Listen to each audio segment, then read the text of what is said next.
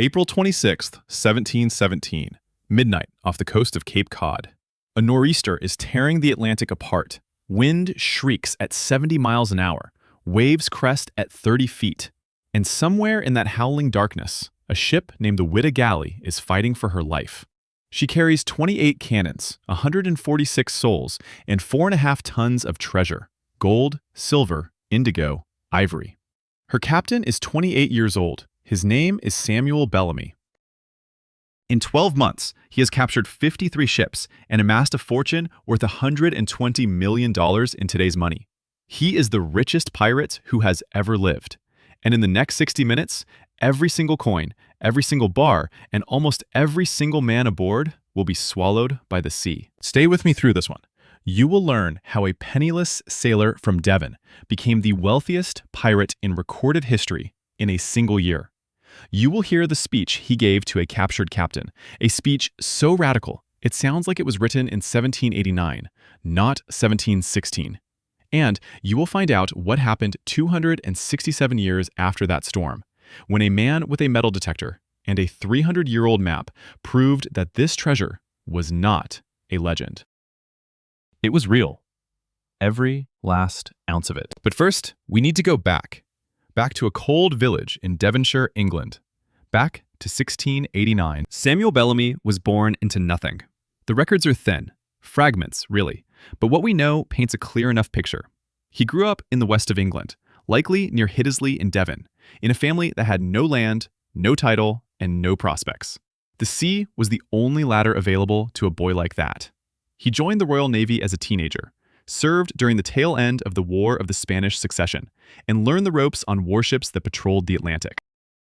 He learned navigation, he learned gunnery, and he learned something else that would define the rest of his short life. He learned exactly how the world worked. Officers came from money, sailors came from poverty. The officers gave the orders, took the glory, and kept the prize money. The sailors bled, froze, starved, and were grateful for the privilege. When the war ended, so did Bellamy's usefulness to the crown. He was discharged with nothing. No pension, no prospects, no path forward. Thousands of sailors just like him were dumped on the docks of England and told to fend for themselves. Some begged, some stole, some drank themselves into the gutter. Bellamy sailed west. He arrived on Cape Cod sometime around 1714 or 1715, a young man with no money, no connections, and one ambitious idea. The Spanish treasure fleet had gone down in a hurricane off the coast of Florida in 1715. 11 ships, 14 million pesos in gold and silver, scattered across the seabed. Bellamy believed he could salvage some of it. All he needed was a ship, a crew, and funding. And it was here, in the small Puritan settlement of Eastham, Massachusetts, that he met her, Maria Hallett. The histories call her Goody Hallett, and later, the Witch of Wellfleet. She was a young woman from a respectable Cape Cod family, and she fell completely and disastrously in love with this dark-haired, silver-tongued stranger who talked about Spanish gold and a future that gleamed. Her family would never have approved of a penniless drifter, so Bellamy made her a promise. He would go south, find the treasure, come back rich, and marry her properly. It was the kind of promise young men make when they are full of fire and empty of everything else. He went south. He found a partner, a silversmith from Rhode Island named Palsgrave Williams. They assembled a small crew and set sail for the Florida coast. And the treasure hunt was a disaster. Other salvagers had gotten there first. The Spanish had sent warships to guard the wreck sites. Bellamy and Williams came up empty-handed, broke, humiliated, and too proud to go home with nothing. And here is where the story turns. Rather than crawl back to Cape Cod and face Maria with empty pockets, Bellamy did what thousands of desperate, dispossessed sailors were doing in those years. He turned pirate. He and Williams sailed to the Bahamas, the lawless Republic of Nassau, where pirates gathered, planned raids, and elected their captains by vote. There, Bellamy joined the crew of Benjamin Hornigold, one of the most established pirate captains of the era. Hornigold's second in command was a man named Edward Teach. You know him better as Blackbeard. But Hornigold had a rule that his crew found increasingly intolerable. He refused to attack English ships. Hornigold clung to the fiction that he was a privateer, not a pirate. that he was raiding England's enemies, not England herself. His crew disagreed. They wanted to hit any ship that carried treasure, regardless of whose flag flew from the mast. In the summer of 1716, the crew took a vote. That is how pirate ships worked. The captain served at the pleasure of the crew. If the crew lost confidence, they voted you out. Hornigold lost the vote. He was deposed and given a small sloop to sail away with his loyalists, including Teach. And the 90 men who remained elected a new captain by majority ballot. They elected Samuel Bellamy. He was 26 years old. He had no aristocratic background, no commission from any king, no legal authority of any kind. He had the trust of his crew. And he was about to become the most successful pirate in the history of the Atlantic. What happened next was extraordinary by any measure. In roughly 12 months, Bellamy and his crew captured 53 ships. Not through mindless violence, through speed, strategy, and a democratic command structure that was genuinely radical for its time. On Bellamy's ship, the crew voted on every major decision: where to sail, which ships to pursue, how to divide the spoils. Every man got an equal share. The captain got 1.5 shares. The quartermaster got 1 1/4. Compare that to the Royal Navy, where officers took the lion's share and common sailors received scraps. Compare that to the merchant marine, where captains were petty tyrants and crews were essentially indentured labor. Bellamy's pirates were not saints. Make no mistake about that. But they operated under a code that was, in certain respects, more equitable than anything the legitimate world offered to men of their class. Prisoners were treated humanely. Captured captains were often given back their ships if the crew cooperated. Violence was a last resort, not a first instinct. It earned him a nickname that stuck through 3 centuries: the Robin Hood of the Sea. And then there was the speech. In early 1717, Bellamy captured a merchant sloop commanded by a Captain Beer. Bellamy had intended to let Beer keep his vessel, but the crew voted to burn it. When Bellamy informed Beer of the decision, Beer protested. He refused to join the pirates, saying his conscience would not let him break the laws of God and man. Bellamy's response has come down to us through the historical record, and even if the exact wording was polished by the chronicler, the substance is extraordinary. Though you are a sneaking puppy, and so are all those who will submit to be governed by laws which rich men have made for their own security, for the cowardly whelps have not the courage otherwise to defend what they get by knavery. They vilify us, the scoundrels do, when there is only this difference. They rob the poor under the cover of law, and we plunder the rich under the protection of our own courage. Had you not better make, then, one of us than sneak after these villains for employment? And when Beer still refused, Bellamy delivered the line that would define his legend for 300 years. I am a free prince, and I have as much authority to make war on the whole world as he who has 100 sail of ships at sea and an army of 100,000 men in the field. And this, my conscience tells me, a free prince, not a king appointed by God, not a lord inheriting power through blood, a man who claimed authority through courage alone. This speech was recorded decades before the American Revolution, decades before the French Revolution, decades before anyone in Europe was seriously talking about the rights of common men against the power of aristocracy. Bellamy was not a political philosopher. He was a pirate, standing on the deck of a stolen ship. But his words cut deeper than he probably knew. Now, the Whydah. In February 1717, Bellamy's fleet spotted a 3-masted galley sailing through the windward passage between Hispaniola and Cuba. She was the Whydah Gally, a 300-ton English vessel, 102 feet long, fast, well-built, and armed with 18 guns. She had been constructed in London in 1715 as a slave ship, named after the West African port of Whydah. On her maiden voyage, she had carried 312 enslaved people from Africa to the Caribbean. By the time Bellamy found her, she had sold her human cargo and was heading home loaded with the profits: gold, silver, indigo, ivory, Jesuit's bark. The hold was heavy with wealth. Bellamy chased the Whydah for 3 days. When he finally overtook her, the captain, Lawrence Prince, surrendered without a major fight. Bellamy took the ship, refitted her with 28 cannons, and made her his flagship. The Whydah was now the most formidable pirate vessel in the Western Atlantic, and her hold contained 4.5 tons of treasure. Picture the scene for a moment. A 28-year-old former nobody from Devon, standing on the quarterdeck of this magnificent ship, flags snapping in the wind, cannon ports open, hold stuffed with gold. 53 captures in 12 months, a crew that followed him by choice, not by force. He had done something impossible. He had taken everything the world denied him and seized it with his own hands. And he turned north. Why north? We cannot be certain.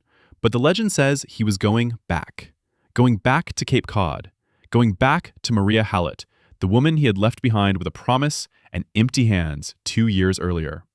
This time his hands were not empty. This time he had enough gold to buy half of Massachusetts. He never made it. On the evening of April 26, 1717, the Whydah and her escort vessels sailed into one of the worst nor'easters in Cape Cod's recorded history. An Arctic gale from Canada collided with a warm front moving north from the Caribbean. The resulting storm was catastrophic. Wind speeds reached at least 70 miles per hour. Visibility dropped to nothing. The seas turned into mountains of black water. The Whydah was driven toward the coast. Bellamy fought to keep her off the sandbars, but the storm was too powerful, the ship too heavy with treasure. Sometime around midnight, a massive wave struck the Whydah broadside. The mainmast snapped. The rigging collapsed. The ship rolled and capsized in 16 feet of water, just 500 feet from the beach near what is now Wellfleet, Massachusetts. 500 feet, close enough that the people on shore could hear the screams over the wind. Of 146 men aboard, 144 perished. The survivors were Thomas Davis, a Welsh carpenter who had been forced into service and was not truly one of the pirates, and John Julian, the ship's Mosquito Indian pilot. They were pulled from the surf more dead than alive. Every other soul on board, including Samuel Bellamy, was lost. He was 28 years old. His pirate career had lasted roughly 1 year, and his fortune, all $120 million of it, was scattered across the seabed, a stone's throw from the Cape Cod shoreline. The aftermath was swift and brutal. The survivors were arrested. Thomas Davis was eventually acquitted on the grounds that he had been a forced man, taken against his will. John Julian's fate was grimmer. He was sold into slavery. 6 of Bellamy's men from other ships were tried in Boston and hanged. Cotton Mather, the famous Puritan minister, preached at their execution, warning the crowd about the wages of sin and godlessness. Maria Hallett, according to the legend, became an outcast. Some versions say she had borne Bellamy's child while he was away, and the child had died. The town shunned her. They called her a witch. She moved to a lonely stretch of coastline near what is now Marconi Beach, and the land there is still called Goody Hallett Meadow. Whether she watched the Whydah go down from those cliffs, nobody knows. But the legend insists she did. And then, the ocean kept it secret for 267 years. In 1984, a man named Barry Clifford stood on a boat off the coast of Wellfleet, Massachusetts, and did something that every treasure hunter in the world dreams of doing. He found it. Clifford had been obsessed with the Whydah since boyhood. He had grown up on Cape Cod listening to stories about the pirate ship that sank with its treasure just offshore. As an adult, he dedicated years to researching historical documents, old maps, court records, and a critical piece of evidence, a chart drawn in 1717 by the colonial cartographer Cyprian Southhack, who had been sent by the governor to salvage the wreck. Southhack failed. The locals had already picked the beach clean of whatever washed ashore. But his map survived. Clifford used that map, combined with sonar and magnetometer technology, and in 1984, he located the wreck site. It was buried under 5 to 10 feet of sand in just 14 feet of water, barely a quarter mile from shore. The treasure had been there the whole time. Right there. Fishermen had been sailing over it for centuries. In the fall of 1985, the team pulled up the artifact that changed everything. A bell. Encrusted, corroded, heavy. They cleaned it, and there, cast into the bronze, were the words, "The Whydah Gally, 1716." It was the first authenticated pirate shipwreck ever discovered. Not just in America, in the world. For the first time in the history of archaeology, a pirate ship from the golden age of piracy had been positively identified, beyond any doubt. Since then, Clifford and his team have recovered more than 200,000 individual artifacts from the wreck. Cannons, muskets, navigation instruments, personal items, buttons, buckles, a silk stocking, a cufflink, gold dust, silver coins, pieces of 8, and a pistol. A flintlock pistol that, based on its position and the artifacts around it, may have belonged to Bellamy himself. These artifacts are now displayed in museums on Cape Cod and in Salem, Massachusetts. You can walk in, you can see the gold, you can see the bell, you can see the pistol. And that is what makes this story unlike any other pirate story ever told. Every pirate legend you have ever heard ends the same way. The treasure is out there, somewhere. Maybe it is buried on an island. Maybe it is at the bottom of the sea. Maybe it was never real to begin with. Blackbeard's treasure? Never found. Captain Kidd's treasure? Mostly myth. The treasure of the Knights Templar? Pure fantasy. The history of piracy is a history of lost fortunes that stay lost, of legends that never quite solidify into fact. But Black Sam Bellamy's treasure is not lost. It is not a legend. It is not buried on some unknown island waiting for a fictional map with an X on it. It is in a glass case in a museum in Massachusetts. You can drive there. You can park your car. You can buy a ticket. And you can stand 3 feet away from gold that was in the hold of a pirate ship on the night it went down 300 years ago. That is the difference. That is why this story matters beyond the adventure and the romance and the speeches. Because Bellamy's treasure is proof. It is the physical, tangible evidence that this man existed, that he did what the records say he did, and that the ocean took it all away in a single night. He was 28 years old. He had been a pirate for 12 months. He captured 53 ships. He amassed the largest fortune of any pirate in history. He ran his ship like a democracy, 70 years before the word meant anything in politics. He gave a speech about freedom and authority that still reads like fire on a page. And he drowned 500 feet from the shore of the place where the woman he loved was waiting for him. There is no epilogue that softens this. No last-minute rescue. No secret survival. The sea took him, and the sea kept him. And 267 years later, the sea gave back just enough to prove he was real. If you made it this far, you already know this channel is different. Subscribe, because if you do not, the ghost of Black Sam Bellamy will appear at the foot of your bed at 3 in the morning, dripping with seawater and sand, and deliver his entire speech about free princes directly into your left ear. Every night, for eternity. And he does not pause for breath. He is a ghost. He does not need to breathe. Next time, another legend, another ship, another fortune swallowed by the deep. See you on the water.